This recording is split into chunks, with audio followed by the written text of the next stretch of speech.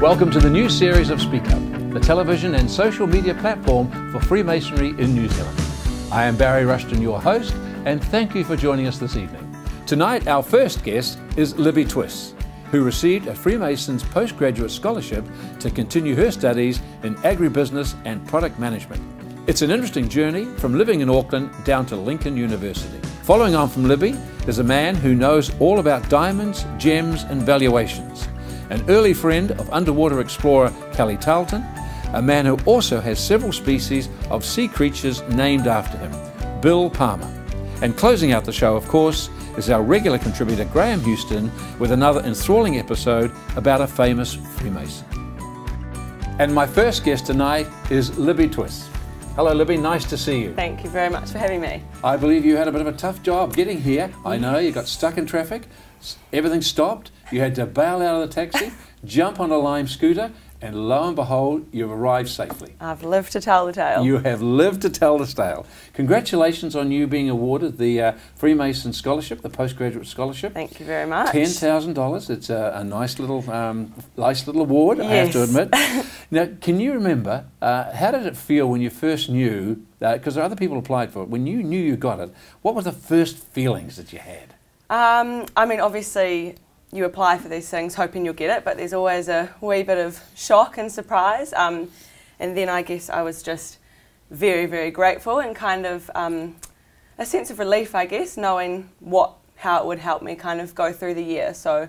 Now, you grew up in the Big Smoke in Auckland here, yep. right? But then you moved out to, I believe it was Wanganui, right? Yep, yep. Tell us a little bit more about your time in Wanganui. So in year 10, I went down to boarding school at Wanganui Collegiate, which is obviously, you know, 5.5 hours away from home. And it's quite different to going to school in Auckland. Yeah. It's a lot smaller, neighboured by a lot of, you know, farms, and I guess it was a great experience. It was awesome.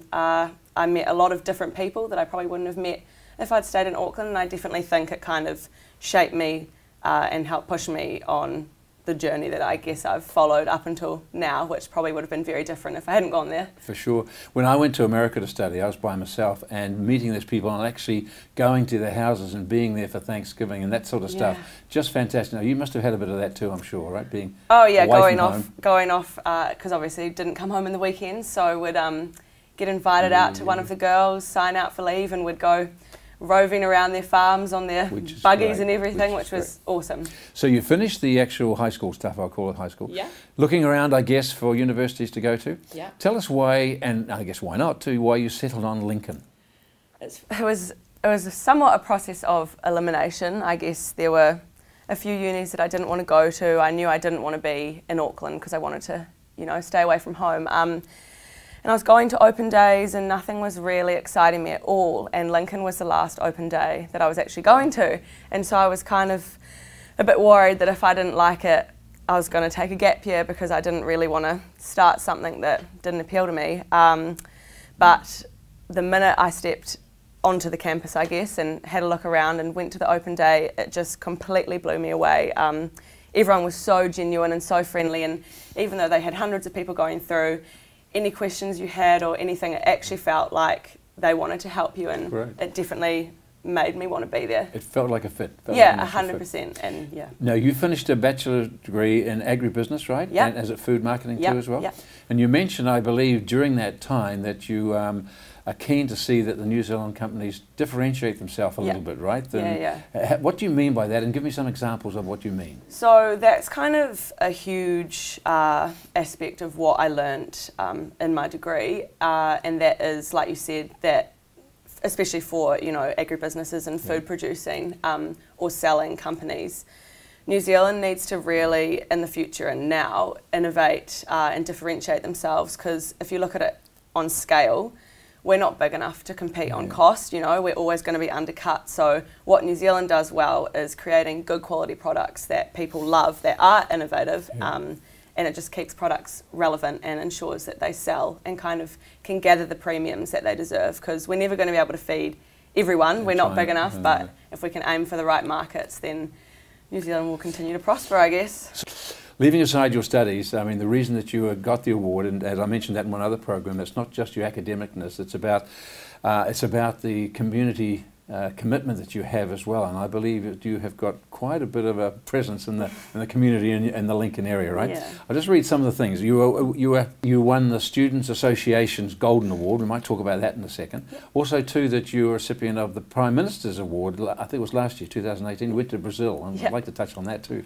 And there's also too that you're part of the community. What's called the Lincoln Community Board, yeah. and in actual fact is chairperson, I believe, or for setting the strategy for 2022. Is that right? Yeah, so in charge of the strategy. That's fantastic. Tell us first of all about the Golden Award from the students, because that must be a good little one. Yeah. Okay. So the LUSA, which is Lincoln University Student Association, the Gold Award. You get nominated for showing leadership and community engagement. Yeah. So, I mean, I guess I was lucky enough to be nominated by my peers or maybe a member of staff, but it was for my work on the board, which I'm sure we'll talk about. But yeah, and so they're just recognising all the students who, you know, put in a lot of effort and try and have a positive impact on their community. Congratulations on that one. Thank you. With regards to the Prime Minister's Award last year, what's the biggest take-home moment or something that sticks in your mind about your trip to Brazil and what you were doing there? What were you doing there at the time? So it was 5 weeks, fully funded to go over, a group of 16 of us from uni, and you did a summer school paper. So we went around 3 different universities in Brazil and just learned all about the agribusiness and agricultural systems in Brazil in comparison to New Zealand, and it was amazing. It was such an incredible experience. I'd never really been anywhere like that. I've kind of just done, you know, Australia and just islands, but Brazil was such a different world. Biggest takeaway. Did you feel safe? Safer than I think we thought. Yeah.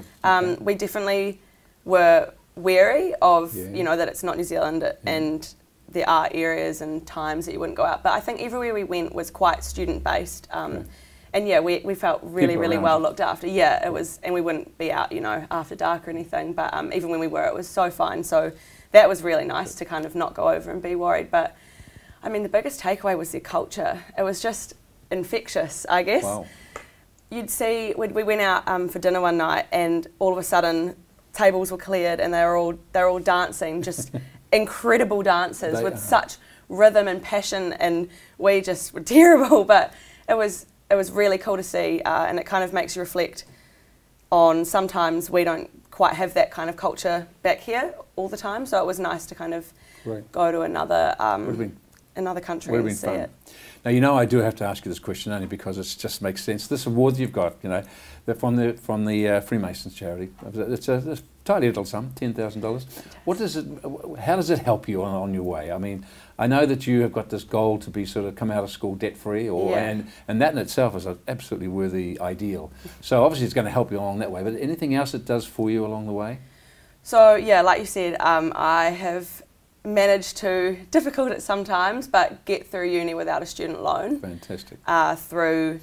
I have had my tuition fees paid, and then I've just worked part-time throughout uni and over summer, I guess, so worked really hard to be able to do that because I thought, why not? If I could manage it, might as well. But so it definitely helps with that. I mean, it helped with accommodation. Obviously, I'm not from Christchurch, so I flat and everything, but the main thing that it helped me do was be able to continue to focus on my masters and make sure that my primary focus was working on that rather than having to pack up heaps of hours at work to be able, you know, balance it. And it's definitely given me the freedom to kind of have a bit more time to look into things that I wouldn't have had. I think that's quite a common theme of the awards people that we've had on here, you know. Anybody in your family or family history been involved with Freemasonry? No, actually. But father, grandfather? No, but uncle, it's funny you say that because my grandma and my mum came to the presentation of the scholarship at Parliament, and they absolutely loved it. And they said that, you know, all of the speak up stuff that you're doing is really, really important because obviously people don't know what's going on. And so Mum said if she was a boy, she'd join, but she can't. But yeah, so no family history, but who knows? I've got a brother. Quite so. Well, Libby, on behalf of the Freemasons, congratulations on your award. It's Thank you so fantastic, much. and we wish you all the best with your passions and your dreams going forward, and much success with the rest of your studies. Thank you Thanks for very coming much. on tonight. It's been great. Thank you very much. Good on you.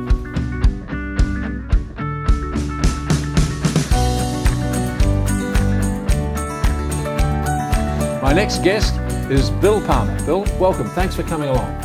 Bill, you knew from the last series that the intention was for these programs to talk to interesting people who have done interesting things.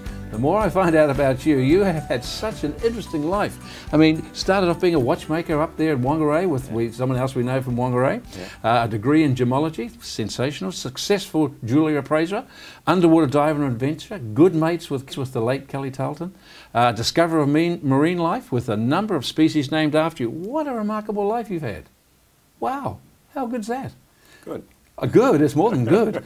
Bill, with all these things that you've done, you know, first of all, I'd like to, for you to stick your little jeweler's hat on and tell us all about these things, the diamonds. Every girl's best friend, one of those rascals. Well, in 1956, around about there, General Electric actually synthesised diamond, so they made a lab-grown diamond. Since then, it has developed over probably the last 8 to 10 years. It's got very, very, very big. That's one. And so that's a you've lab-grown diamond. A lab-grown diamond, which is a diamond, exactly the same as an earth mine diamond, except it's been grown in a laboratory. Wow. Earth mined and dug out of the ground. Yeah, yeah, absolutely. Same colour, same clarity, same weight, same physical, optical. Yeah, exactly the same. So it is a diamond. Tell me, they say that the most perfect diamond, chemically and structurally, I read somewhere that the top diamond was a red diamond. Was that? It is. Is that true? It is. So what do they mean by that? Well, it's a red diamond. So nature has formed it, and instead of it being white or yellow or blue or pink or green, it's red, like a ruby. Like a ruby. And there's a 98-point red diamond, that's just under a carat, 0.98 of a carat, sold for over $1 million US about 10 years ago. They are as scarce as rocking horse doo-doos. Tell us, what's anything in your memory, what's the best diamond that you actually see in yourself? I mean, do you see them consistently at the top end of the range, or? No, not really. I suppose the largest one I've seen recently was a 10-carater, which is quite a large size. And it was a colour E, which is just one down from the top. And it was just missed out on being flawless. So it was worth $1 million or $2 million. So now your main business now, of course, is appraisals, right? Yes. Basically. Gem testing and appraisal work and diamond grading. So if someone brings in a diamond bracelet, and says, "Will you appraise this for me?" What are you looking for? Obviously, you're looking for the colour. Are you looking for their expectation, what they think it's worth? How do you put together the end result? The first thing you ask them, do they have any information about the piece when it was bought, where it's got legitimate paperwork that says what's in it. Other than that, we have to grade it in the mount. We don't take stones out. No. So we have to compare it against master stones to see where it is, especially if they're small. It's quite hard to do. And you look for any colour, any trace of colour or lack of colour, and then you look for the inclusions that are in the stones, how well they reflect the light back, which gives you the cut. And then once you do that, you calculate the weights, marry all those things together, price per carat, and then total up with giving you a retail margin, and then work on the mount. Is it cast, handmade, assembled, production components? All those things have to be taken into account. Yeah. Wow. And at the end result, do you think most of the people who bring it in, I won't say like a pawn shop, but just say something like they think it's worth more than that actually is? Or are they quite surprised when you come back and say, this is a very valuable piece? A lot of people are surprised. A few of them think, oh, I thought it would be worth more than that. Mum told me it was worth more than that. So, you've got to be able to talk to them. And so you can spot a fake a mile away, correct? No. Oh, is that true? I've got to test it. Yeah, fair enough. Looking at the worst thing an appraiser can do is look at it and say, this is that's that. Yeah, okay. When you've got to do the test to prove what you feel. Bill, thank you for that, mate. Now you can swap your hats now. I want you to take the jewellery hat off and I want you to put on the other hat, which I think that you've got a passion for, or have had, and I'm sure you still do have, and that's your diving, your exploring, your marine work that you've done, I think, for a long, long time, and the great friendship that you had with the late Kelly Tarleton. Tell us about how that all began for you. I bought my first scuba set in 1956 from Wilkinson Sports Depot in Whangarei. Cousteau had just launched a thing called the Aqualung. So I bought one. I think the bottle cost me $13 and the regulator cost me about £13, and the regulator cost me about £25. And I went diving with a friend of mine, Terry Muir, out at Matapuri through the gap, and no training, put these things in our mouth, read the book, sat on the bottom for about 10 minutes till we sucked all the air out of the tanks and came out and smiled, and it started back then. Yeah. True. That's remarkable. Yeah. Bill Palmer of Whangarei, a jeweller by trade, has been diving at the Knights for a number of years. He was one of the early ones to establish this fact. He has found no less than 13 species of shellfish over the years that had not been previously identified in New Zealand. 3 have been named after him. Bill, were you surprised some years ago to find that subtropical conditions did exist at the Poor Knights? Yes, certainly we were, particularly. We've been diving there for about 12 years now, and back in '62, after a trip up to the islands, I found the first cowrie, the true cowrie that had been found in New Zealand out there. And of course, when we sent this away to have it identified, because we didn't know much about it ourselves then, this sort of indicated that there was going to be something else there. And since then, there's been 3 true cowries, 3 different species of true cowries found out there. You had an eye for detail on things. You saw things that other people didn't see, right? Watchmaking teaches you to look at things in a different way. And when I went to New Caledonia in '61, I think it was, with Kelly and a few of the other guys, that's when I first saw my first cowrie shell. When I came back, within a week we're diving at the Knights, and we're diving in Cave Bay, at about 120 feet, and I saw a cowrie shell on the bottom, and I thought, this is strange. I popped it inside the mask and came back up, and I can remember somebody on the boat saying, "Cowries," when I came out. So a few jumped over the side. I found a couple that day. They were both fresh dead, and they had hermit crabs in them, so I shot them off to Dr. Baden Powell at the Auckland Museum, and he confirmed that they were cowrie shell, tropical species, only ever been found basically up around the Kermadecs, the closest to us, although they are found in Australia, this species, Cernisa tomlini, and so that got me going. You have at least 3 scientific discoveries in the marine world named after you. Yes. Perhaps the most famous one, of course, is this absolutely beautiful red urchin called, what's it called again? Diadema palmeri. Diadema palmeri, which I love the little name at the very end. You must have been just unbelievably sort of startled when you first saw it and thought, wow. Well, I did, because I'd seen diadema, not that species, in Fiji and New Caledonia, and they're black. And I had a torch with me, and when I when I wasn't looking at it, it was black. When I shone the torch on it, it went bright red and yellow, with blue fluorescent lines on it. Eventually, I told Dr. Alan Baker, who wasn't Dr. Alan Baker then, at the Dominion Museum, who was studying echinoderms, and he asked me to send it down to him, which I did. Put it in a bin, plastic bin, oxygen, salt water, Air New Zealand, down to him, and he said it's a new species, and he said that's yours, and he named it after me. Isn't that fantastic? You must have been absolutely floored, and how fantastic. Good on you, Bill. That's just absolutely. Tell us about a very quick thing about your late friend Kelly Tarleton. I mean, from what I've seen of him, what a character of a man. Amazing bloke. He came up, he was a post office technician, and our shop backed onto the P&T. Wow. And Terry Muir and Kelly and I found out we were mutual divers with a backyard of businesses, and we started diving together, and he did very well, and he died too soon. 47. Yeah. Way too soon. Well, very you must have really enjoyed his friendship. It was great. I've seen some photos of you out in boats with him and diving expeditions. What a wonderful time.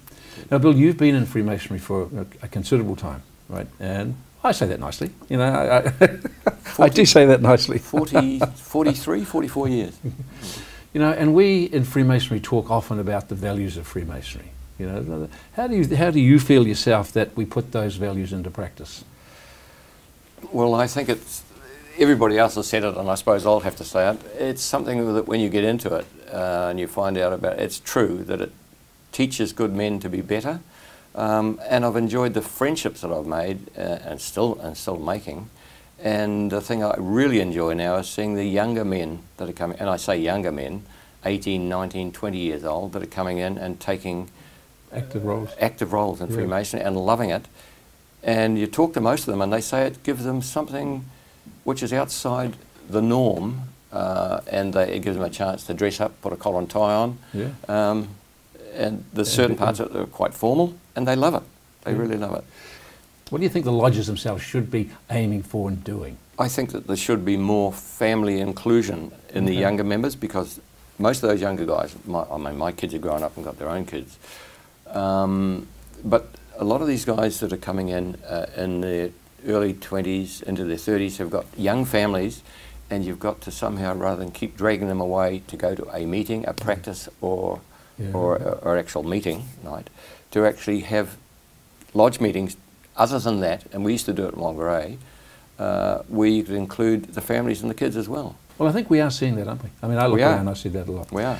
One final thing, Bill, and thank you for coming again tonight, is that you've seen how Freemasonry has trended over the years. Where do you think it's going to be in 10 years' time? With the way that the newer members are coming on, and with what the present Grand Master has put in place, Speak Up Freemasonry, I've always tended to do that. But now people are speaking about it more and more, and less afraid to speak about it, because there's nothing that you shouldn't speak about. Of course. And I think that that's done nothing but increase the awareness. People just don't understand how much charity work, the millions of dollars a year that New Zealand Freemasonry gives away. It's really amazing, and people just don't know about it. We hide our hat under a bushel. Great. Well, look, before you go, I might get you to look away so I can actually just put this sort of up and over here. Well, it's been absolutely great having you, mate. Thank you very much. What a great life and the career you are having. Good on you, mate. Thank you, Barry.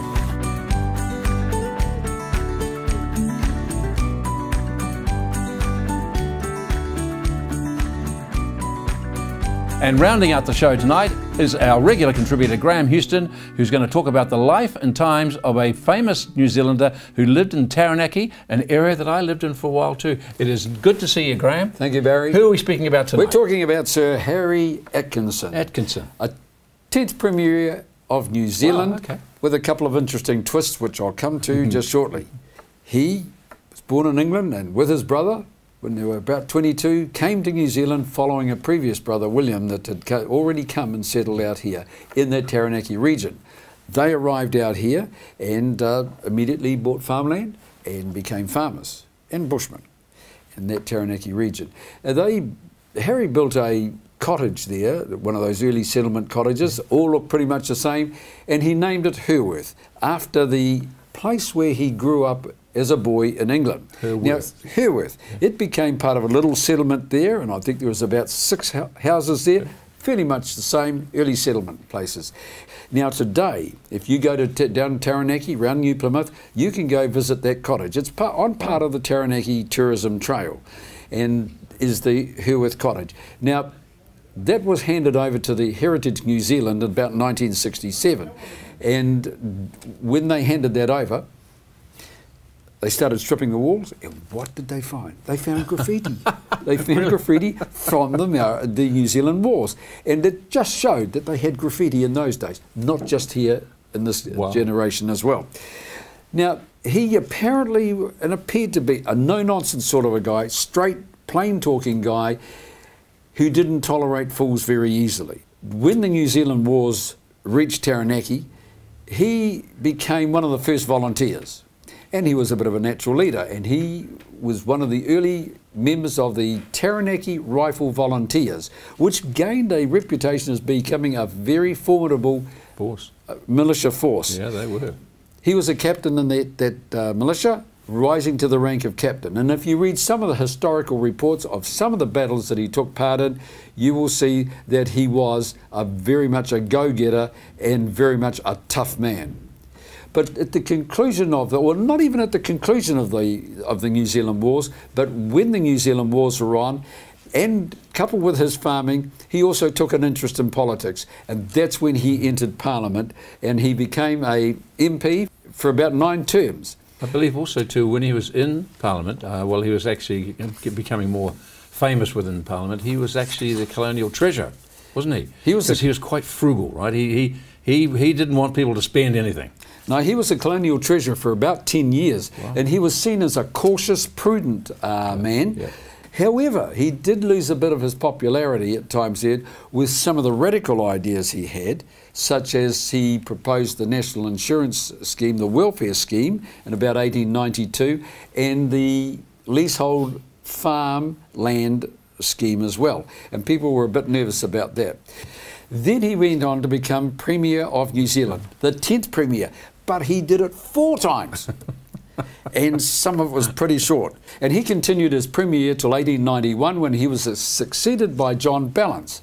So he was a great contributor to the development of New Zealand in forging its growth as a colony, to forging the growth of Taranaki. And there are many markers in New Plymouth and around Taranaki which will bear the name Atkinson or bear the name Herworth, all dating back to that time of Sir Harry Atkinson. He must have probably been then a Freemason from England, I'm guessing, or something along those lines. Right, he was a Freemason from England, having joined over in England, and you know he never really got all the credit that he really did deserve, because he wasn't a flamboyant, flashy sort. Some of the stuff, such as abolishing the provincial councils in New Zealand, he did that. But it was Julius Vogel that sort of got that. So he quietly went about things without being flashy. So he was a prominent man in New Zealand and a prominent Freemason. Well, a great choice. And when I go back to New Plymouth, and I haven't been down for a long time, I'm looking forward to going back. I will look for that. You look for that? I will hunt it out. You do, and so will I. That's my hometown, and I'm very proud of that area, and I know Herworth Cottage very well. I had an office down there in Devon Street You West. did? I know the place. Mate, good choice. Thank you. Thank you, Barry. Well, that's our show for this week. Don't forget, if you'd like to know more about Freemasonry, and you won't find it in a Dan Brown's book, but you will by going to the Grand Lodge website, which is freemasonsnz.org.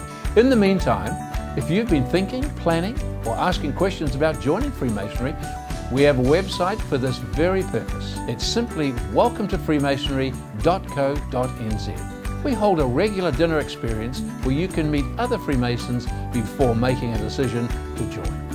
So once again, thanks for joining us. See you next week.